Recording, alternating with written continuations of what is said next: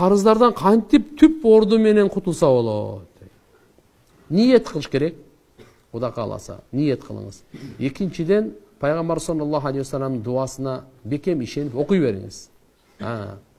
Аллахумма кфини би халалика ан харамик ва агнини би фадлика амман сивак деген дуа бар. Ушу дуаны Кудай кааласа бул атайы тоодой болгон карыз болсо эм кутулат деген. Ишеним керек. Анан исрапкерчилик кылбаңыз. Көбүнчө айтылат, мейли карыз алган сүннет деп коет, карыз алып кишинин ары тиричиликти бүтүрөбүз. Бирок мындай да, карыз алгандан кийин карызы бар адамдар карызын бергенге чейинчи пепси-кола ичпесин. Плов заказ кылып, пепси-кола ичип, кожаный куртка кийип, таксовать этип, же таксиде жүрүп болбойт.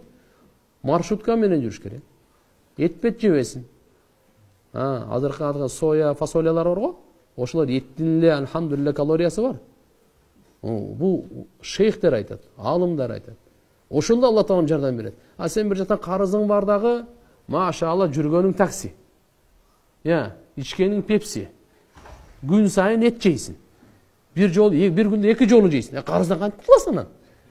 Анан көрөк ошо аз болсо да ошо карызды эме кылып, топтоп бере берсең, Алла таалам жардам берет. Алла таалам ошондо карап турат да.